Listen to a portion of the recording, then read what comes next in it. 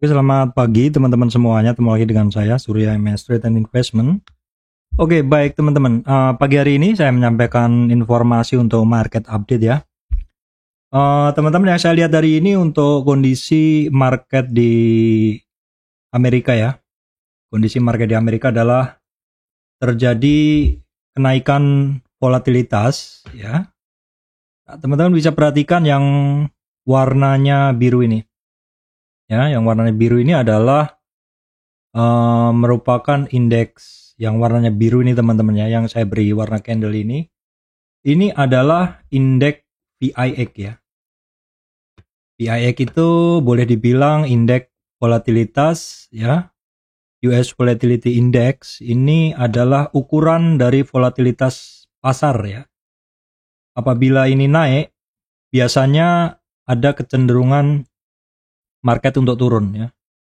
Apabila itu naik, ada kecenderungan market untuk turun. Nah, teman-teman, perkiraannya kira-kira seperti ini. Ininya simpelnya itu kira-kira seperti itu. Jadi VIX itu adalah nggak kelihatan ya. Oke, nggak apa-apa. Saya geser dulu. Penjelasan singkatnya, VIX itu adalah biasanya dia akan naik ketika stok turun atau kita balik. Ketika saham turun, ketika dia naik saham turun ya. Ketika dia turun saham naik. Ini sekilas kita bisa ngelihat di sini ya. Kita bisa ngelihat pergerakan dari VIX ini. Kita akan lihat rentang-rentang di mana ketika dia turun, ini kan dia turun nih di sini. Yang candle ini adalah VIX. VIX-nya turun dan marketnya adalah naik. Ini yang bawah ini adalah 3 market utama dari Amerika ya. 3 market utama dari Amerika. Kemudian contoh yang lain adalah ketika dia turun. Yang pertama ini adalah ketika dia turun, maka market sahamnya naik ya. Oke. Dan kedua adalah ketika dia naik seperti ini. Jadi ketika dia naik yang ini, maka market sahamnya turun ya. Nah, terus yang terakhir yang istilahnya tren terakhir ini, market sahamnya kan turun. Kemudian yang terakhir dari kondisi market Amerika dalam beberapa hari ini adalah memang VIX terjadi penurunan. VIX terjadi penurunan, itu areanya adalah di sini ini. Terjadi penurunan, dan ketika terjadi penurunan itu ya, kita bisa ngelihat bahwa kondisi harga saham atau market saham di Amerika adalah naik ya. Jadi ketika VIX-nya turun, maka kondisi dari persahaman ini naik. Ini adalah gambaran kasar, tapi ini sangat-sangat membantu teman-teman ya. Ini sangat membantu untuk melihat volatilitas market, dan sebagai trader ini adalah ukuran, indeks ukuran ini adalah yang harus kita lihat. Ya. Ini udah sekitar 3 hari 1-2 itu VIX terjadi kenaikan teman-teman. Terjadi kenaikan VIX, dan kita bisa melihat market di Amerika juga mengalami penurunan ya. Nah, tentu yang menjadi pertanyaan kita, kenapa market Amerika turun? Nah, sebenarnya untuk hari ini memang kaitannya adalah adanya juga, untuk saat ini juga adalah adanya, ini adalah awal bulan ya. Awal bulan itu kita cek dulu November, berarti FOMC, berarti untuk non-farm payroll udah kemarin ya. Berarti ini kita lihat berita kalender penting Amerika. Tanggal yang ada merahnya itu adalah tingkat inflasi teman-teman. Tadi malam adalah ada pidato The Fed ya. Pidato The Fed. Kemudian ada inflasi nanti malam. Jadi ini yang membuat memang marketnya volatilitasnya tinggi, yaitu memang karena adanya rilis data-data yang dilabeli merah ini, artinya memang sangat penting. Yang kedua juga saat ini juga Amerika sendiri kan sedang election ya teman-teman. Jadi kalau kita lihat hasil pemilu belum pasti ya. Ini kita lihat dulu tanggal berapa ini, tanggal 10 ya. Hasil pemilu belum pasti, tetapi gelombang merah yang diantisipasi oleh investor dan pasar, jika bettingnya jika taruhan tidak terwujud dalam jangka pendek, yang akan menambah volatilitas saat ini sudah meningkat ya. Kita baca lagi. Secara historis saham cenderung naik setelah pemilihan paruh waktu dengan berbagai kebijakan setelah pemilihan menjadi lebih jelas. Masalahnya sekarang kan belum jelas. Karena investor itu atau trader itu, bahkan saya pun ketika kita nggak tahu kondisi market itu akan seperti apa, maka paling aman bagi kita adalah untuk lepas barang dulu. Begitu. Dan ketika kita lepas barang, yang ada adalah harganya turun begitu. Karena kalau saham itu kan kalau dibeli dia naik, kalau dijual dia turun. Sehingga ketika orang cenderung untuk melepas barang, kemungkinan adalah akan turun. Dan ini harus kita waspadai karena memang November ya, harus menjadi kewaspadaan kita bulan ini.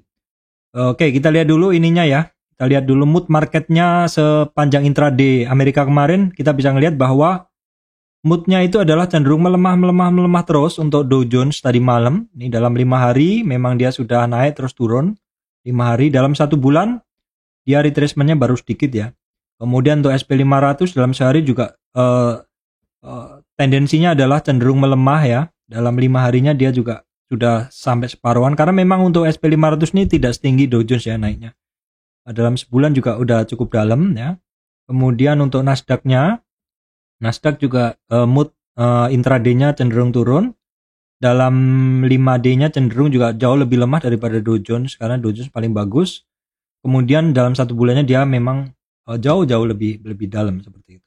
Untuk futuresnya tadi saya intip memang hijau ya teman-teman. Memang ini masih memang benar ya, masih dalam ketidakpastian ya. Jadi kondisi ini memang Dow Jones yang indeks yang ininya yang bukan futuresnya. Kalau futuresnya udah hijau, kalau yang marketnya kan udah terjadi tadi malam. Sedang Dow Jones yang hijau ini mengindikasikan memang volatilitas sangat tinggi. Volatilitas sangat tinggi, ketidakpastian sangat tinggi, orang cenderung untuk melepas dulu.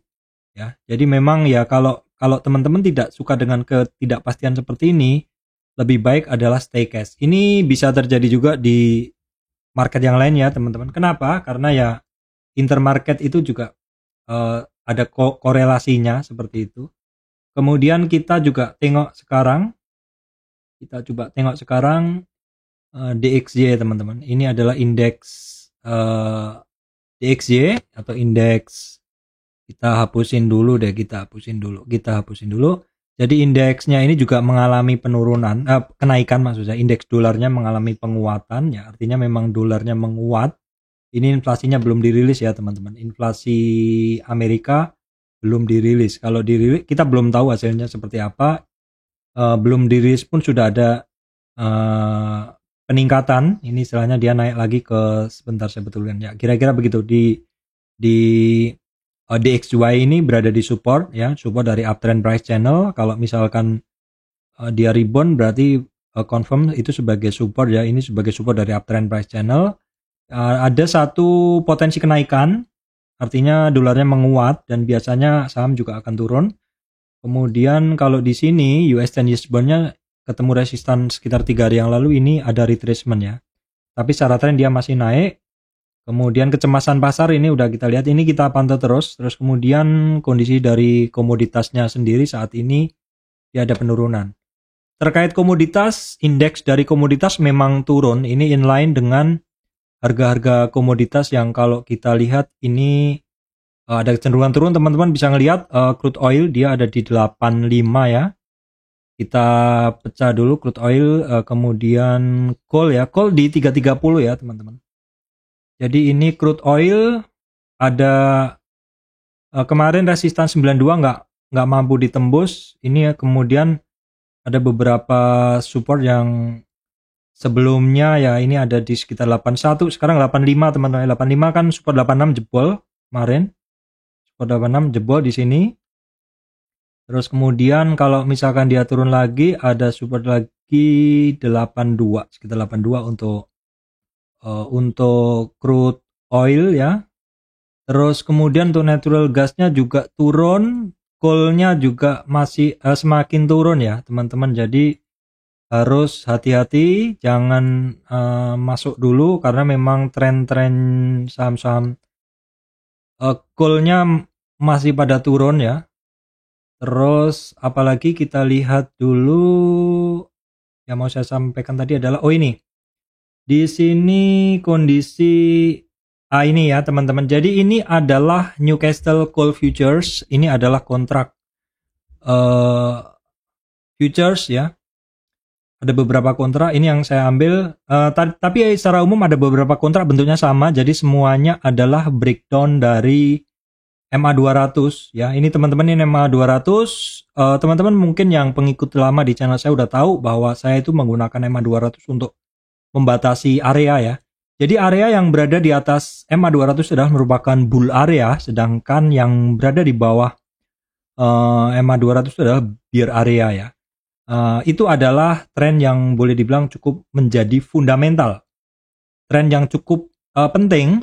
Kenapa? Karena suatu saham, suatu barang, suatu kripto ataupun ya forex ataupun komoditas, kalau chartnya itu dia sentuh di MA200 dan mantul, itu berarti memang ini kan memang menjadi support masih cukup oke, apalagi berlanjut. Tetapi kalau sampai breakdown dari MA200 ini yang harus menjadi perhatian penting karena itu sudah breakdown fundamental line seperti itu. Ceritanya udah breakdown fundamental line karena memang MA200 ini memang ya dipakai oleh para para fundamental seperti itu. Jadi fundamentalis itu kadang menggunakan technical indicator tapi bukan yang short ya, bukan yang pendek seperti itu, tapi lebih ke yang lebih panjang, yang lebih smooth seperti itu. Dan contohnya simpelnya adalah di moving average MA200. Makanya di video-video saya, di analisa teknikal saya juga selalu saya sertakan MA200 ya teman-teman. Selalu saya sertakan MA200. Oke teman-teman, ini ada notif, saya pindah dulu kok nggak bisa. Saya close nggak bisa. Oke. Contohnya masalah ini jadi mengganggu saya. Saya stop dulu. Oke ya. Contohnya ini kalau kita lihat di polosan ya. Di polosan ini saya ada MA3. Ada di polosan ini saya ada MA3, 5, 20, 200. Contohnya, oke kita lihat contohnya MTK deh. MTK ini dia berada di bawah MA200 seperti itu ya. Contohnya lagi saham-saham batubara deh, Adaro. Adaro masih berada di MA200 seperti batubara, tapi batubara kan harganya udah di MA200-nya. Nah, seperti ini. Pergerakan dari batubara yang turun ya, sektor batubara, maksud saya harga batubara yang turun itu otomatis berpengaruh ke pergerakan dari saham-saham yang terkait batubara, teman-teman. Harum memang ada metal, ada batubara juga. Harum sudah cukup lama berada di bawah MA200. Teman-teman kalau mau lihat, inilah MA200-nya ya. Jadi ketika dia sentuh MA200 dan nggak kuat, ini Harum ini tetap berada di bear area. Bear area ya. Jadi bear area kita tulis begini. Nah, dia tetap berada di bear area. Jadi dia masih turun lah begitu. Sebentar saya coret-coret dulu. Dia masih turun lah. Ini di bawah ini adalah dia masuk ke bear area. Harum, kita cek dulu. MA200 juga sekaligus bisa kita gunakan untuk ngecek ya. Indo Tambang Raya masih di atas. Adaro masih di atas. PTBA. PTBA ini udah di bawah MA200, sudah lengket ke MA200, jadi harus cukup hati-hati. Kemudian KKGI sudah sampai di MA200, United Tractor hampir MA200, Indika hampir turun. Nah, kita teman-teman bisa ngelihat ya, beberapa saham tuh cukup terjaga nih. Kalau Harum dia memang sudah cukup lemah penjagaannya. Artinya apa? Artinya dia udah turun lah begitu ya. Kalau Indo Tambang Raya ini secara harga dia memang masih terjaga. Cuman harus hati-hati juga karena ini di kisaran titik penting, yaitu di 38 retracement. Kalau dia break dari situ, targetnya bisa ke 61. Tapi saya rasa ini memang saham yang paling banyak diincar kalau di batubara ya. Ya. Jadi kalau yang belum punya mungkin bisa diperhatikan lebih. Ini kalau misalkan ada gap down, bukan gap down, ada istilahnya ada dip lah, ada penurunan yang dalam di saham-saham ini mungkin akan menarik. Tapi jangan buru-buru masuk untuk fast trade aja. Kalau Adaro juga udah jelas nih ganti harga ya. Jadi memang selama ini Adaro ini juga cukup terjaga di 0 sampai 38 retracement ya. Cukup terjaga di 0 sampai 38 retracement dan sekarang dia sudah berganti level harga, yaitu di sini level harganya dia sekarang ada di yang kedua. Jadi ini bisa menandakan bahwa memang sudah masuk fase-fase pelemahan. Ya, pelemahannya. Itu masih ada level harga lainnya lagi, sementara dia baru masuk ke yang kuning, nanti masih ada di bawah lagi. Di bawah MA, di bawah 61 retracement, ya berarti kalau itu nekat sampai ke situ bisa sampai ke level 3, level yang ekstrim kalau game seperti itu adalah di MA 200-an. Ya. Lainnya coba kita lihat. Sekilas aja sampling aja ya. Ini Doit, MBSS, Toba udah pada diturun. Intinya saham-saham yang berada di kisaran MA 200 dan cukup lengket nggak mau lepas dari situ. Itu teman-teman harus cukup berhati-hati. Kemudian ini saya bahas ya banking teman-teman, karena ada yang nanyain kok nggak pernah dibahas begitu. Simpelnya sebenarnya saya begini, saya nggak mungkin ngebahas sektoral tiap hari. Kenapa? Karena pergerakannya tetap di situ-situ aja teman-teman. Kalau saya bahas tiap hari, ada yang protes juga, Pak bosen Pak bahasanya kayak gitu ya. Ya ini saya sampaikan bahwa banking itu secara umum pergerakannya tetap, terutama yang big cap banking ya. BNI di area hijau itu artinya 0 sampai 38. Kalau nekat mau trading ya ambil di 38 retracement, buangnya di 23 atau kalau bisa naik sedikit. Bank Mandiri sekarang. Mandiri saya hanya ambil dari tren paling kecil ya teman-teman. Saya hanya ambil dari tren yang paling kecil. Karena kalau tren dari kecil ini masih cukup bisa melayani, oke. Ini sih dia, kalau dari tren kecil ini memang pendek-pendek banget ya teman-teman. Ini 0 sampai 23 ya. Lewat dari itu di bawahnya adalah 38 retracement. Tapi sebelumnya untuk big cap banking ini kan saya nggak menganalisa dari tren ini. Big cap banking sebelumnya kan saya menganalisa dari tren yang lebih besar, yaitu ini ya. Nah, di sini memang ini sebelum BRI, sebelum Bank Mandiri naik ke sini ya. Karena sebelumnya yang saya gunain tuh tren yang lebih pendek tuh di sini dia. Yang saya gunakan tuh tren sebelumnya di sini. Nah ya. Jadi ketika di sini memang pergerakan dari si Bank Mandiri ini memang rapet banget ya, rapet banget, tapi terus kemudian breakout. Dan sudah mulai ada konsolidasi, saya naikkan trennya. Tapi tren ini cukup besar ya saya rasa ya. Jadi teman-teman bisa kecilin juga tren-trennya yang lebih kecil dari masing-masing. Ini kalau tren bis belum bisa. Intinya pokoknya kalau teman-teman mau menganalisa, berangkatlah analisa dari tren yang paling kecil ya. Kalau dari tren itu targetnya kecapai, target penurunan misalkan, ini kan naik dia, target penurunannya kecapai, ganti trennya menjadi yang lebih besar. Supaya mendapatkan target penurunan yang lebih besar. Kalau masih turun, kalau belum ya berarti dia bagus, bisa retrace ke atas. Nah ini Bank Mandiri, Bank BRI hitungannya juga nggak kemana-mana kan.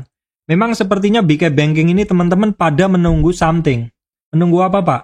Ya jelas menunggu FOMC meeting, menunggu rilis data inflasi Amerika seperti itu. Semua data-data itu akan terkait teman-teman. Walaupun pasar Amerika ke Indonesia itu akan terkait. Kenapa?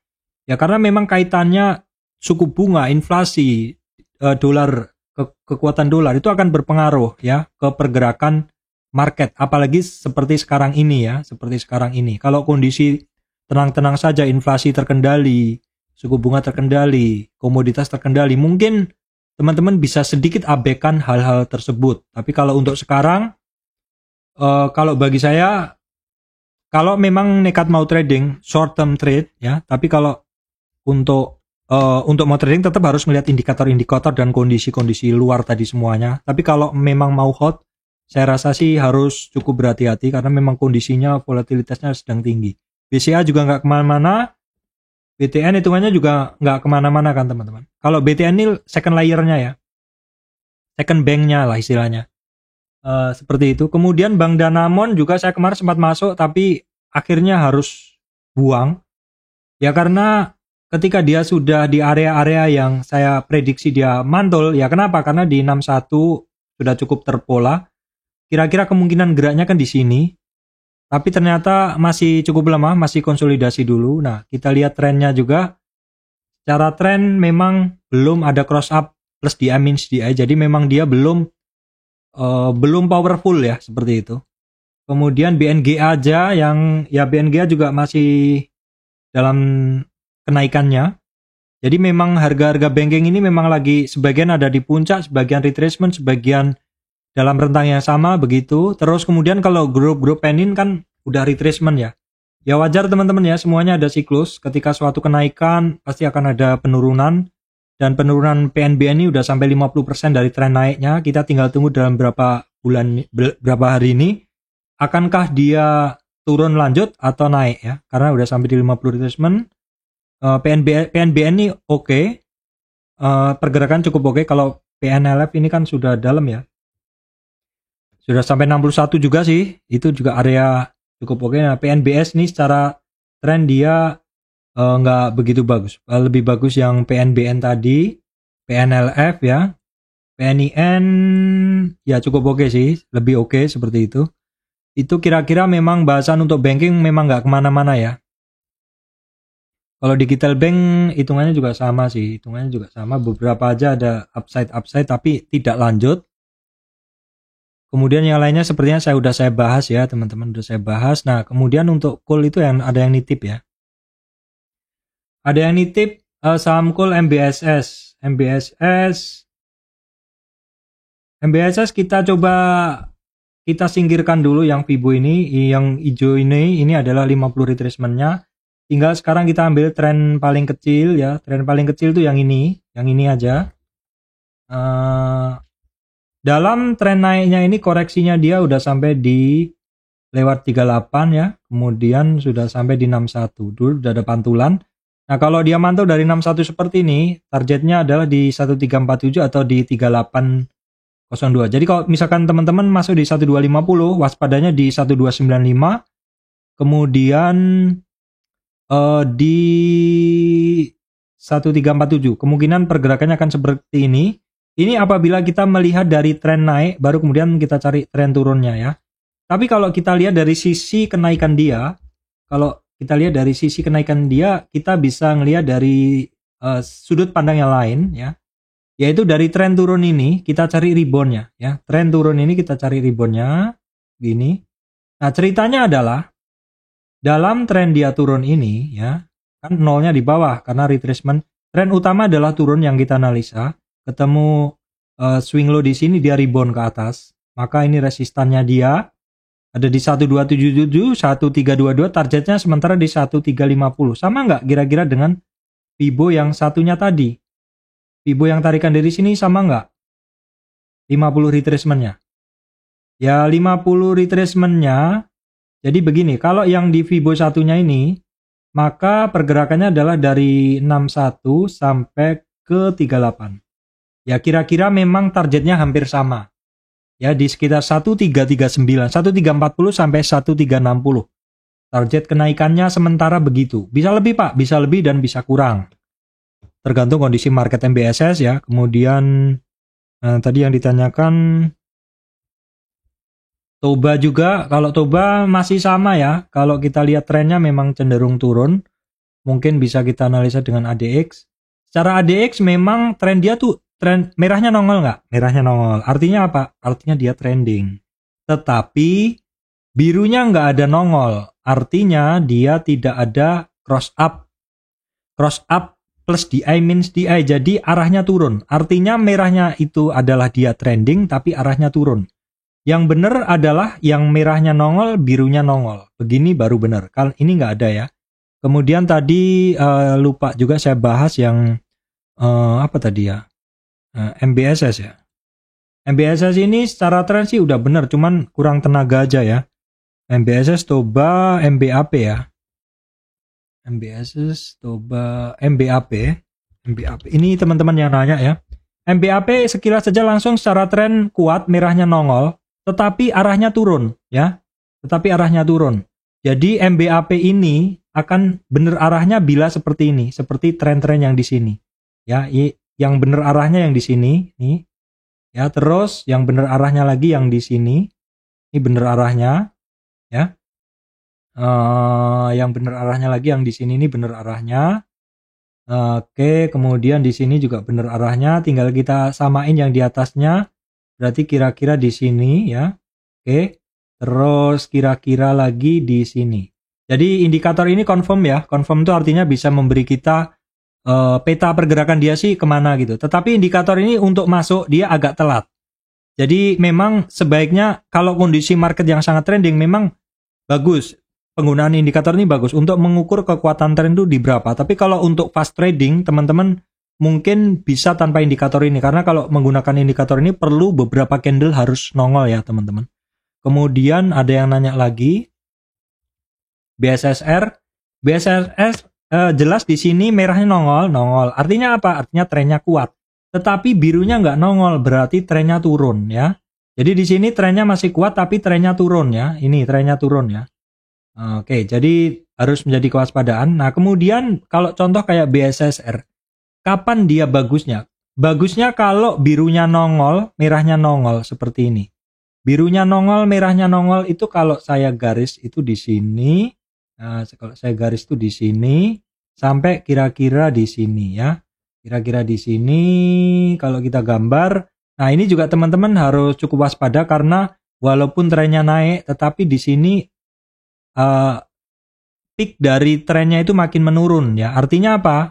Peak trennya turun tuh trennya menurun, kekuatannya melemah dan juga di sini langsung turun birunya. Artinya ya memang akhirnya terjadi penurunan di sini. Nah, untuk bisa keluar dari sini supaya lebih cepat mungkin teman-teman harus ngelihat candle aja.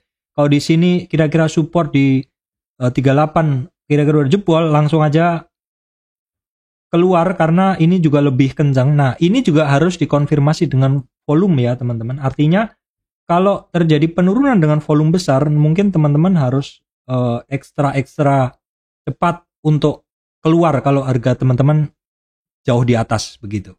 Ya, itu aja yang bisa saya sampaikan.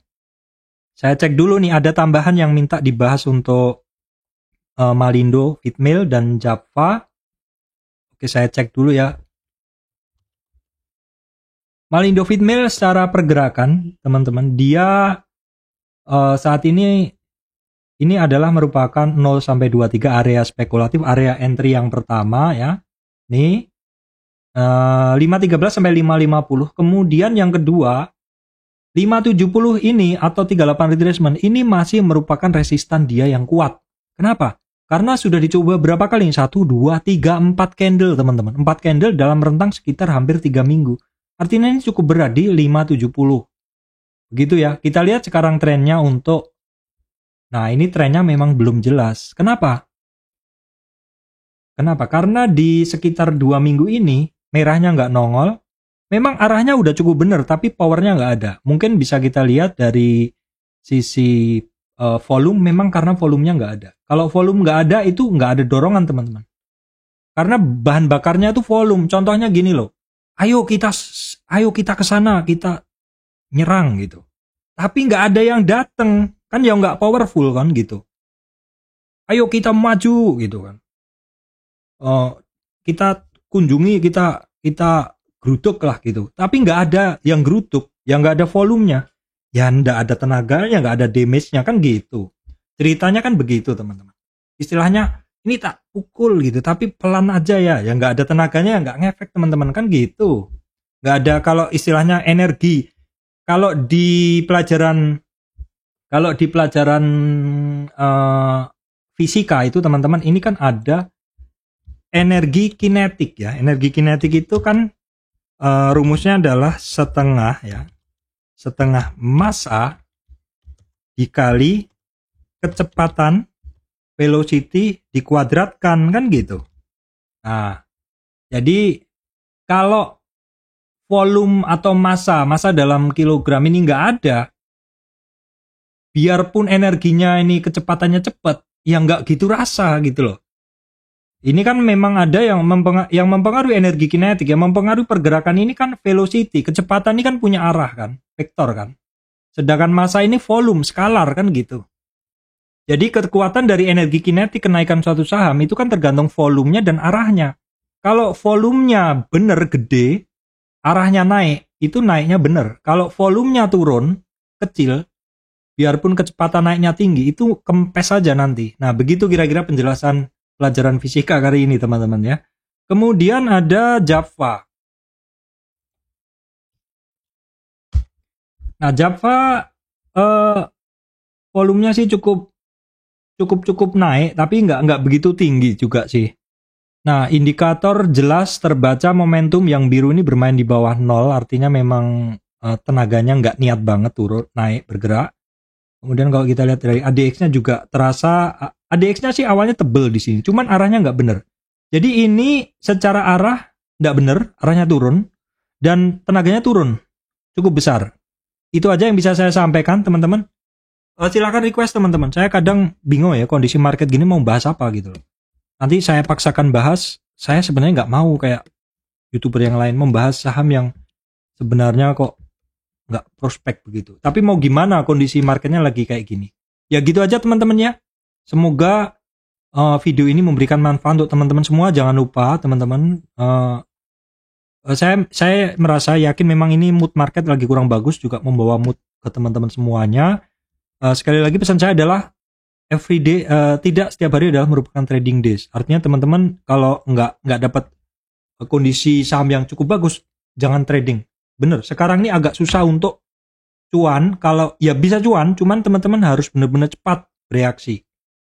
Bank Danamon, kemudian Aces, kemarin saya udah profit, nggak segera take profit, hilang itu. Baik, demikian dari saya, Surya MS Trade and Investment. Terima kasih teman-teman semuanya.